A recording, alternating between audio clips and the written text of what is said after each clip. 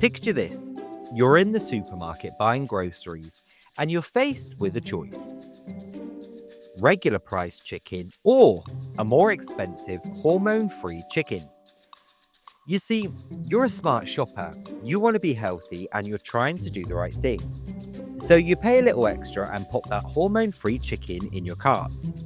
And guess what? You feel good about that choice. After all, who wants to eat hormones? But what if I tell you adding hormones to any chicken has been illegal since 1959?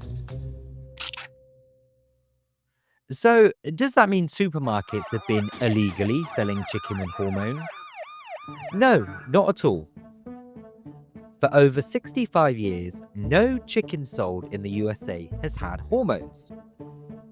That hormone-free label you're paying extra for, well, it's a big fat marketing trick. They give you the illusion of being the better alternative without being the better alternative. Every single chicken you buy, by law, is hormone-free. The label's describing a standard that's already universal. It's just like putting a sticker on a bottle of water that says contains no oil. It's true, but meaningless, right? So if it's a meaningless label, why do so many companies use the same tactics, and how can they keep getting away with it? It's all down to a sophisticated marketing tactic. Speaking of marketing, if you appreciate this kind of straight-to-the-point myth-busting video, hit like and subscribe to our channel. It lets us know to keep making more videos just like this. Persuasion by association. That's the name of this kind of marketing. It works because of a simple, exploitable feature of our brains. They're lazy. You see, when our brain hears two concepts together, even in denial, it starts to make a connection. It doesn't fully process no or the not, it just logs a faint link between chicken and hormones. And the more you see that label, the stronger the link gets, until you start to accept that some chickens have hormones and others don't. This even works in reverse. When the US President Richard Nixon famously declared, "Well, I'm not a crook," he inadvertently did the opposite of what he intended.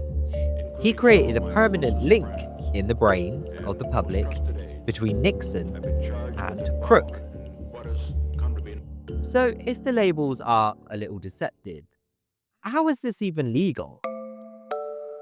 Well, legally, to be allowed to make a free from claim, manufacturers have to tick two boxes. The first one's pretty simple. The claim must technically be true. You see, hormone-free is technically true. There's no hormones in the chicken. The next one is a little more murky. The claim must relate to what we will call a plausible public worry. For a claim to be considered, it has to connect to a concern already in the public's mind. A company can't just create a fear out of thin air. Would a reasonable person worry about hormones in their meat? Well, given the fact that hormones used to be injected into meat, yes, that's plausible, so the claim is seen as relevant. On the flip side, would a reasonable person worry about oil being added to their bottled water? No, so the claim is irrelevant. It's just confusing, misleading, and could potentially initiate public fear. So it fails the plausible public worry test and regulators would block it. But the problem is, defining plausible public worry is intentionally vague. And once you've learnt the rules of plausible public worry, you'll start to see these tactics used everywhere.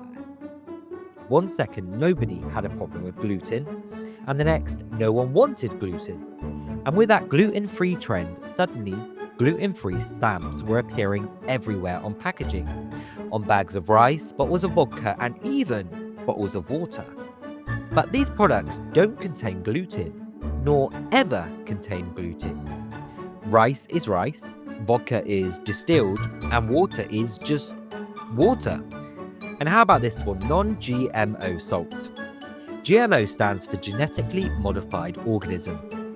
But salt is a mineral, it's a literal rock. It doesn't have any genes to modify in the first place. It would be quite literally impossible to genetically modify salt. And this strategy is the engine of the whole free from market. It's a global industry that's worth over $50 billion. And that number tells you something. People are willing to pay for assurances. And that brings us back to our chicken. When a premium brand puts hormone-free on their package, their goal isn't to sell you that one chicken. Their goal is to sell you fear of the other brands. They're manufacturing a problem that doesn't exist, so they can sell you the more expensive solution. So the next time somebody's trying to sell you a solution to a problem you never knew you had, just stop and think, is the problem real, or have they created it to sell you the solution?